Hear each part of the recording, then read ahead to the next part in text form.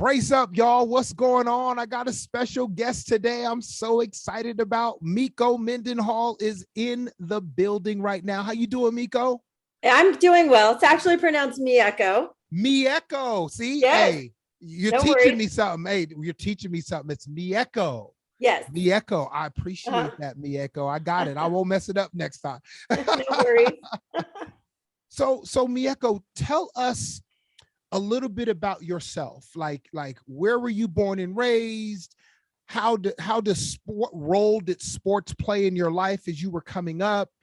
Talk to us and let us know a little bit about who you are. I know you're an awesome teacher. I know that you're an awesome mom and daughter and coach. I know those things, but tell us about yourself.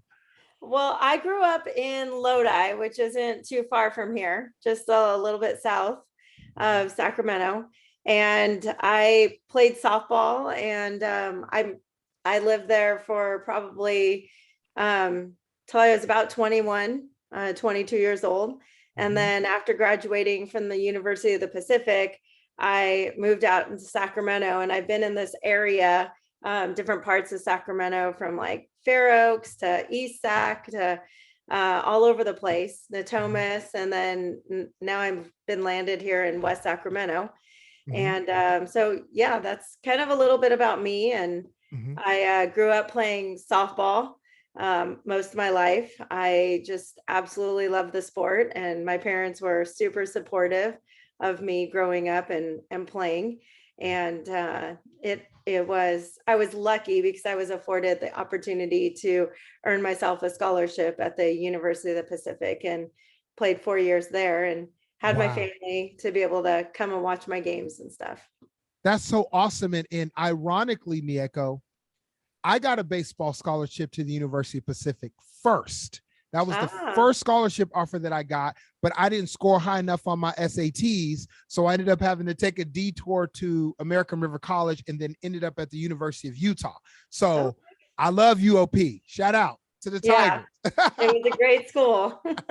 Or it is a great school. Absolutely. Absolutely.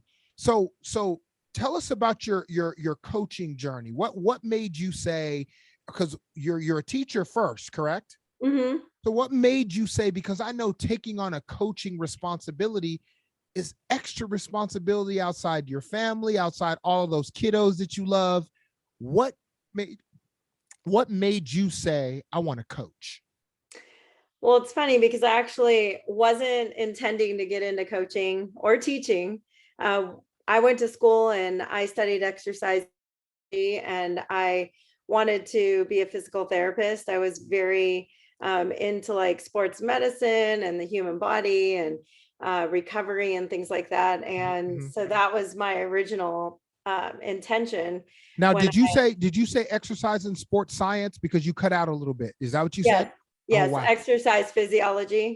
Sports sciences. Got it. Okay. Yeah. So that was my original intent, was to go to school, become a physical therapist, possibly even become like a sports trainer, in college or even in professional sports.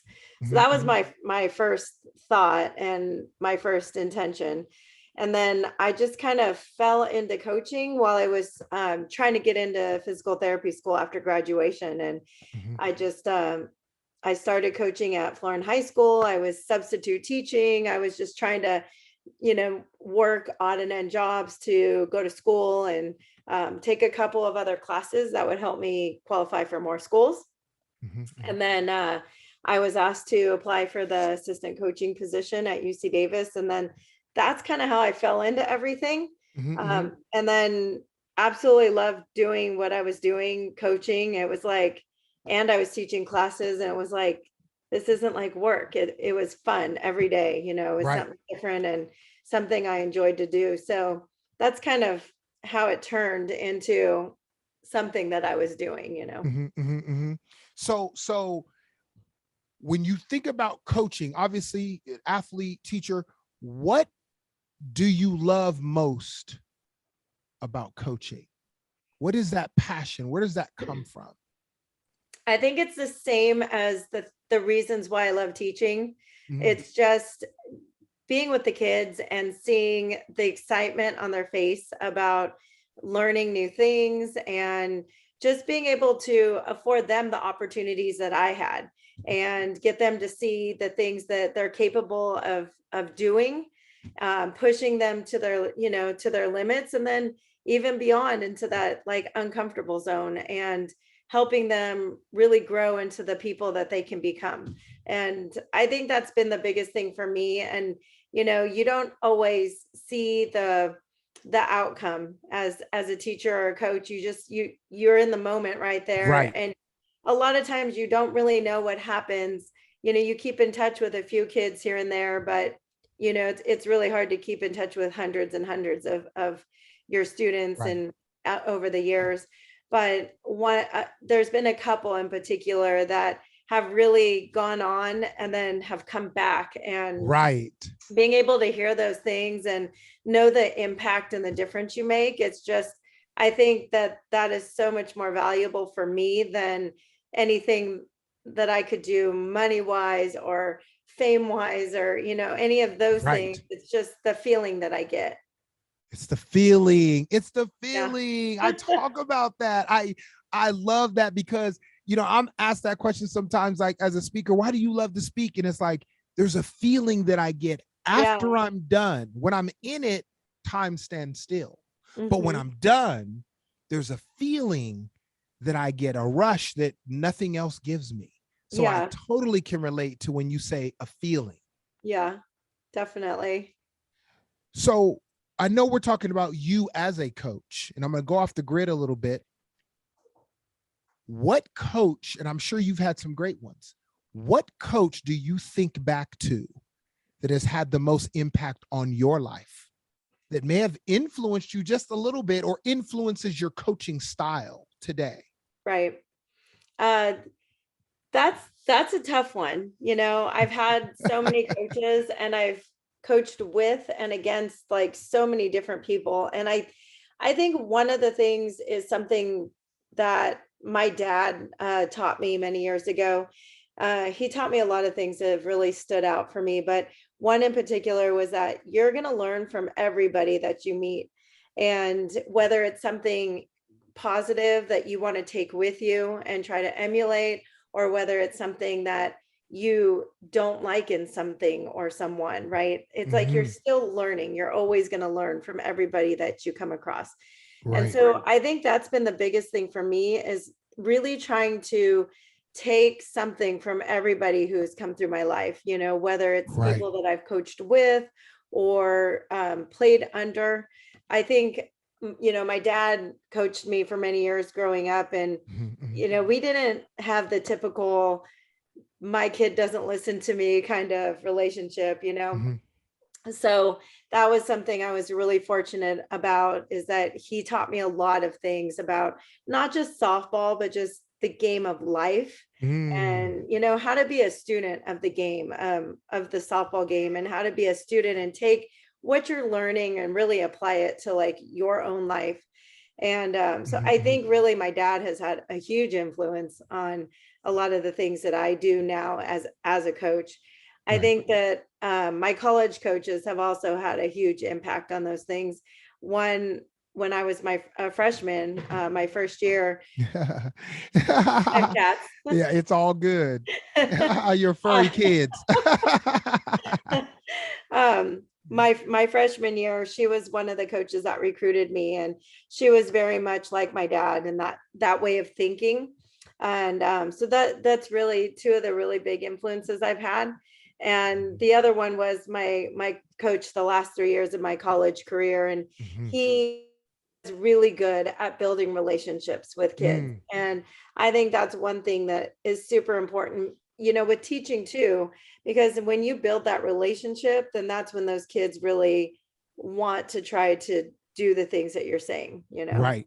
And it takes time to build that, right? It You does. you have to It kind of does. get a little bit of their background to kind of understand them a little bit. Is that Yeah. kind of how when you build a relationship with a kid or a student athlete, I call them student athlete leaders, it's learning a little bit more about them than what meets the eye. Yes. Yes. Mm-hmm. Mm-hmm. And learning about their families, their backgrounds. It's, and like you said, it takes time. It's not something that sometimes it happens, Right. quickly. It's just human nature, right? With anything, some connections are real quick and they click, and Right. others take a lot of time. And I can honestly say that there's some that just really never develop, Right. It's true. Right. and I think those are the hardest, for me, because it's like, as a coach, it's like those are the things that I strive for. And I guess, even though I tell people don't strive for perfection, those are things that I see in myself. I'm like, I want I want those relationships with all those kids. And I think when I don't have them, it's really hard. Right. Right. Because you want to get them all. You want to connect Yeah. with all of them. I get it. Yeah. I Yeah. totally get it. Taking you back for a second. What position did you play? I grew up playing infield. I think most people did, Um, Just and anywhere then on the infield? what was that? Anywhere on the infield? I played shortstop, growing up. Oh, Yeah. you And had then, hands then. yeah. And then when I got to high school, back when I was playing, don't want to age myself too much, but It's all back when I good. was playing, they didn't really have freshmen and sophomores playing on a varsity team. Right. So, it was, They still and don't do that very often. Right. they don't. It's a lot more common now, Right. but yes, I mean, it was like, once every few years, you might see an underclassmen, Right. It's true. and our JV teams were super competitive, where you could scrimmage against each other, and when I entered into high school, they asked me to try out for the varsity team, Mm. and they told me, well, we'd like you to play varsity, but we're going to put you in the outfield. And I said, okay. Okay. you know, it was an honor to be able to do those things back then. So I said, wherever you need me, I'll play and I'll learn it. And so that's what I did. I played outfield and absolutely loved it. And that's what I got my scholarship in at UOP. So Wow. As an outfielder and you're a as an natural outfielder, infielder. yeah. That is awesome. Look, when I got to the University of Utah and they threw me in the outfield, the very first day they go, Bracy, come in. We want you at second base. They saw me, a fly ball was hit to me and I did a circle. They're like, nah, you're They're like, okay, you don't belong out there. Yes. They brought me back to the infield. That's funny. My next question for you, Mieko, is do you have a coaching philosophy that you share with the teams that you've coached? Is there like a philosophy that you can put some words around that you teach from year to year? I do. One of the big things with me is, it's character skills, character building. And those are a lot of the reasons I love what I do. I love softball, but it's really about the character building with the kids and getting them to see their potential. I Right. think a lot of times kids will be like, I won't dive after that. I'm not going to get there. I'm like, well, you've set your boundaries. So when you say you can't do that, you're definitely never going to do it. But Right. when you keep trying, then your boundaries, go further and further and further. And that's when you grow. And Right. so it's like with me, I'm constantly like, if you are done with a game and you've lost, right? Mm-hmm. Then when you look back, can you say, I played that game with no regrets? There's nothing else I would have done knowing the outcome. Wow. Your That's answer good. should always be no, right? Because it shouldn't be like, well, if I would have known that we would have lost, like they were maybe better than I thought they were, I would have prepared a little bit more. I would have tried a little harder. It's like, no, you should go into every opportunity with your best effort, with everything you have. And so that's my biggest thing, is just to not look back on things and regret, like, I wish I would have worked a little harder. I wish I would have put more effort in my sophomore year or whatnot, just, Right. when I tell those kids, it's like, you're never going to get those opportunities back. You're going to have other chances, but you want to know, like, I gave everything I had, so you can just feel good about it, win or lose. So that's been one big thing that I have really tried to instill in the kids. And that's, with volleyball and softball. Right. It's like, those are the things that I tell them all the time. It's like, go all out, just, and if you make a mistake, it's okay, because you made that mistake giving your best effort. Right. So those are the things that I try to teach them. And how gratifying is it during moments of the year when you see that light bulb go on, when you see them get to that ball that they didn't think they could get to? Yeah. How gratifying is that? That's probably the reason why. It is. Yeah. And happened this year with, one of my softball kids. It's like, and I've had her through middle school, and, she played volleyball for me at Stonegate. Now she's playing softball, and it's like, just stop thinking so much and play. Just, trust me and trust yourself. And she finally just let it all go this year. And she is just doing an amazing job. I mean, it's just, for someone who really understands the game, they can see like the difference in like her ankles and her aggressiveness. And it's fun to watch, and it's fun to watch the confidence in her grow. Right. It's just, it feels good. I'm sure it feels good for her. It feels good for me, so yeah, definitely feels good when those things happen and you can actually see them. Right. You see the progress, you see them from day one. And the next thing you know, the things that you're trying to instill in them, you see them actually doing it. And I'm sure you're awesome at seeing it and then pointing it out. Not forgetting to help them realize how far they've come. Yeah. Big deal. That's a big deal. So I heard you talk about your dad teaching, life lessons to you through sport. Mm-hmm. So let's talk. Can we talk a little bit more about that? What life lessons did dad teach you that you take into life today? And I'm sure maybe, are they similar to the same ones that you're teaching your student athlete leaders to connect with, or are they a little bit different because we're living in different times? What's that sport life connect that you learn and teach? I think they're very similar. I think that I think that definitely things have changed. I think that family dynamics have changed. Kids are doing so many more things nowadays, but I think the things that I still believe in that are important, that he has taught me, I am still trying to instill those things in other kids. I think that there's value to team sports. And, I think there's an importance in commitment and being able to, not spread yourself too thin, because when you make a commitment to yourself, but to, 10, 15 other people. Right. And when you're not able to fulfill those things, you're not there for other people too. So I think that's one big thing that, I've tried to instill in those kids. I think that just work ethic, because when you're not putting the work in, somebody else is. And right. In anything that we do, right? Whether it's sports or not, right? Yeah.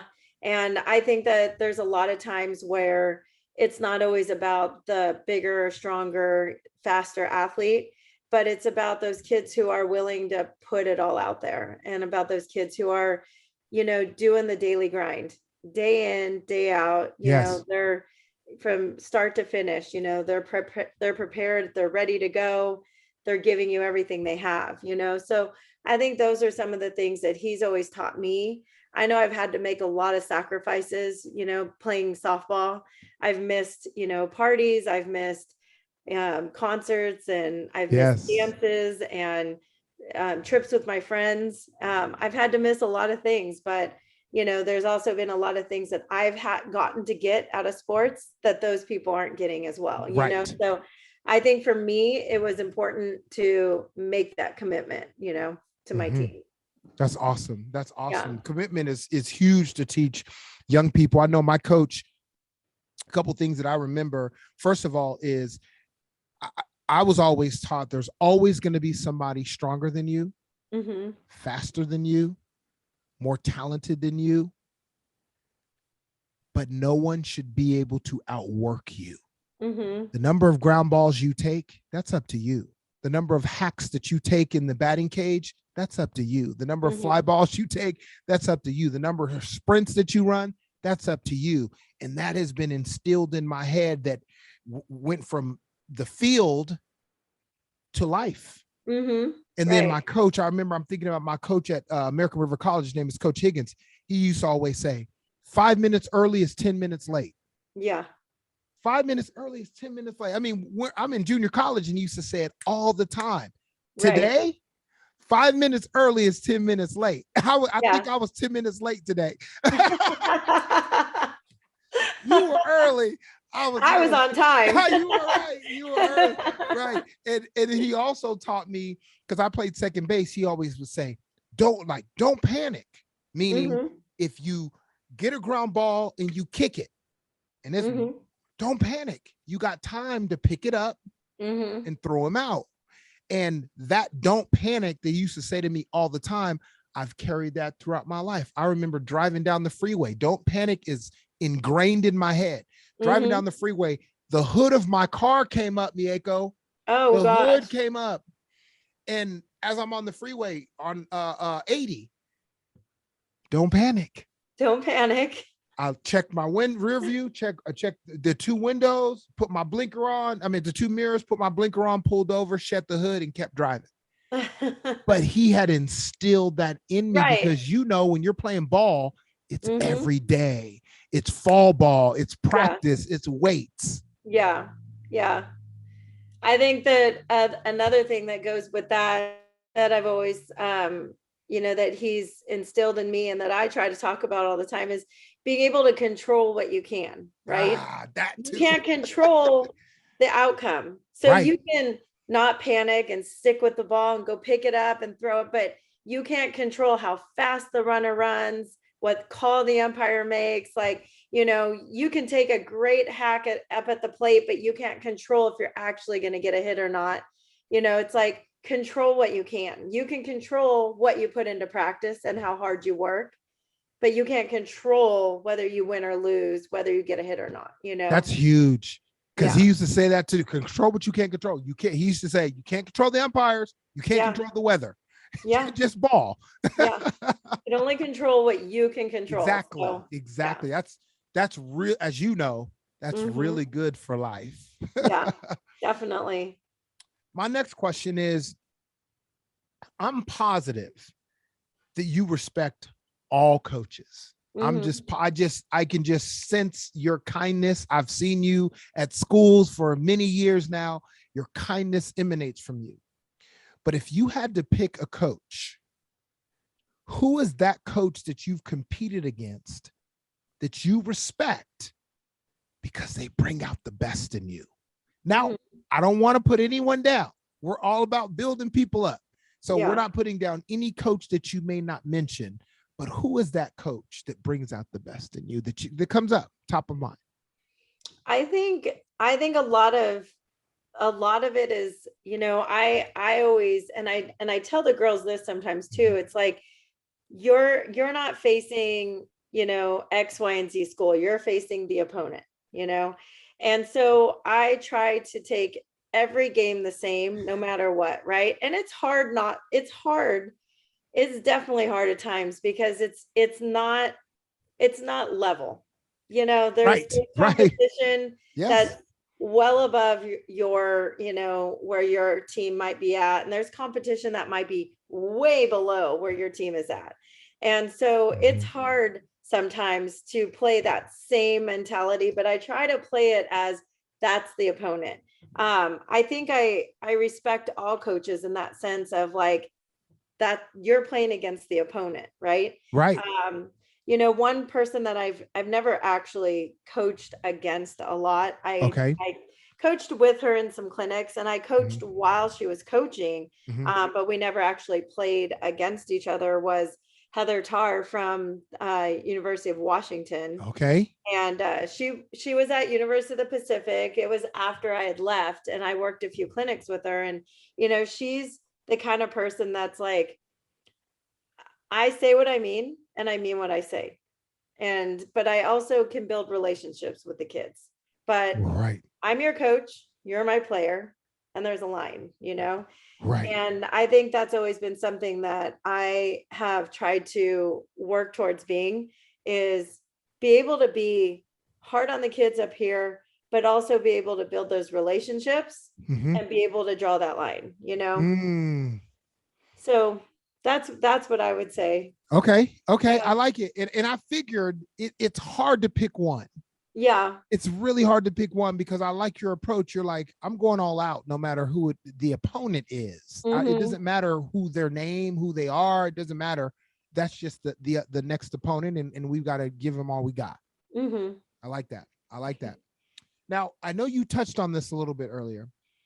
I believe that sports has a major influence on the world. Student Mm-hmm. athletes, right? The same way student athlete leaders have that same kind of impact, in my opinion, on campuses and in Mm-hmm. communities. I know what it was like for me as an athlete. I just wasn't conscious enough to understand how much positive impact I could have made Mm-hmm. as a student athlete leader on campus and in the community. I wasn't Yeah. aware then. Yeah. Do you impart those ideas into your players, and in what ways? Do they understand that because they are student athletes on campus, that leadership is by default? You're a leader by default, whether you Mm-hmm. know it or not. Do you impart those types of things? In what ways? I do try. I do try. I think you're 100% right. I think that, you know, sports is, it's such a huge part of our lives, you know. So even if there's people in the world, you know, that don't participate and actually play sports, a lot of them will be fans, you know, watching it, supporting it, or they have kids that play, you know. So it's it's just such a big, huge part of our lives. You know, you see a Right. lot of professional sport athletes and things happen. And I mean, they're in the spotlight every single day. So, you know, they turn their head wrong way one time, and it's, you know, Big there's deal. all kinds of tweets and Instagram posts and all kinds of Right. things about what it meant, or, you know, what they were intending. And so I definitely think that kids on campus, you know, that do these things, that play, you know, sports, or even parts of clubs or anything like that, extracurricular kind of activities, Right. they are they are leaders. And you're right, they're leaders by default. You know, it's not a chosen position as far as I want to be a leader, but Right. when you play sports, it's that unspoken, you've taken that oath to be a leader. Absolutely. And so I do try to talk about it a lot, you know, simple things as far as don't get out of class early, make sure you're not cutting class, make sure you're, you know, taking care of your business, you know, don't feel just because you are an athlete that, you know, and you're a pretty good student, that you're going to get things come to you, you know. Right. You've got to earn them. And I think the other thing too is um being able to work with the youth in our community. Mhm. And you know, we talk about it all the time, how we do some clinics and camps throughout the year with Right. West Sac girls softball. Okay. And we really try to build those relationships. So the kids have like a face, you know, with River City softball, and Right. they can aspire to want to be like, you know, certain kids on the team, or be able to play like certain kids on the team and be part of the team when they get into high school. Right. So we definitely talk about it. And I definitely try to build those relationships, because I do think they are very important, especially in this small community, you know, so Absolutely. You yeah. know, when I talk to the student athlete leaders, I say, you know, like, you know, what you wear is cool. How you talk is cool. How you Yeah. walk is cool. Just because you're a student athlete, you're a leader. So if you see a situation where two students might be thinking about fighting, and you start hearing that around campus, Mm-hmm. I personally believe that student athletes have the power to, maybe not all the time, but Yeah. maybe make sure that fight doesn't happen, because they have that much, they have that much clout on campus. And Yeah. if you get a couple athletes together that know the fight's going to happen, what if you guys walk up and say, no, let's not do this, and talk them off the ledge? Yeah. They have the power to do that. So I know Mhm. it's a lot of responsibility, but it just is because you signed up to be an athlete. We Yeah. want you to use your influence for good. To that, you say what? To that I say, you say it's a lot of responsibility, and it is, but what is that quote, that with great power comes great Great responsibility? responsibility. Yeah. And that's the thing. It's like they do have a lot of power. They do have a lot of clout. They do have a lot of, Mhm. sway on campus. They're allowed to miss class. We have games, Right. we have this, early release, you have to eat lunch. So let's release you a little earlier, get on the bus, change, and go play in your game. And your responsibility is you're going to get your work done. You're going to turn it in. You're going to do those things. And so, yeah, with great power comes great responsibility. And so sometimes you're in those positions where they aren't comfortable, but Right. you do have that responsibility, and you do have that sway. Absolutely. And lean on Sometimes. each other. So you don't, right. Sometimes lean on each Yeah. other so you don't have to do it alone. Because if Yes. you could do it in a group, you're going to have a better chance of breaking up whatever situation that could possibly go down. However, like we said, you won't be able to get them all, because Yeah. sometimes they're going to fight just because the peer pressure of it all. You know Yeah. what I mean? Yeah. Yeah. Right. Right. So here's my last question. Mm-hmm.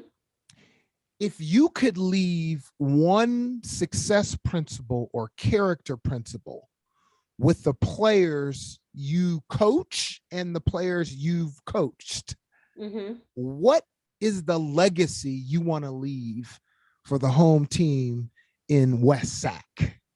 What's I the think legacy you want to leave? Mhm. I think it's really about character. And, I've talked about it a couple of times, but just the idea about like living your life, without any regrets. And if there's things that you want, to be able to like go after them.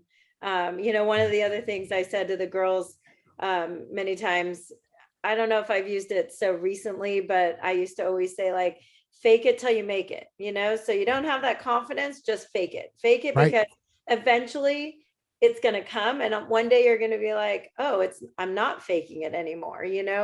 And so that was one thing that I talked about a lot. And it's I think that those are really the things that I'm all about, and I have been for a long time. Alyssa Nacken, does that name sound familiar? It You follow does. the It does. Giant? Yes, yes, yes, yes. Yes. So Alyssa Wow. Alyssa Nacken played for me at Woodland High Really? School. Yes.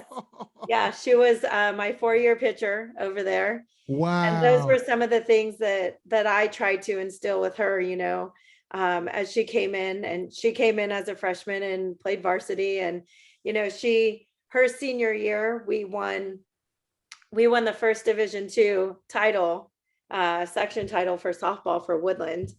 And, Wow. those were things that we had spent, many years building that program and stuff. And those are the things that she still talks to me about, when we chat and stuff. She tells me like, a lot of the reason why I got to where I am is because I just took my risks. I just decided to live without regrets and just go after it, and, make things happen. And, so I think it definitely feels good when you hear some of that stuff come back. Like I said, you don't always hear it, Right.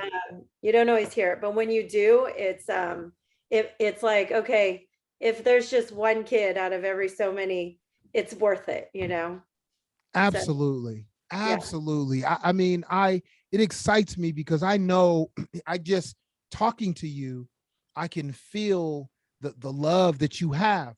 And I saw you coaching volleyball, and I can see just an energy that Yeah. you bring, and a concern and a focus. And I'll tell you this, Mieko, you are a generational difference maker as an educator, but also as a coach. And I know you know it, but I like to give people their flowers while I can see them, because life is short. We have no idea what the next 5 minutes is going to bring.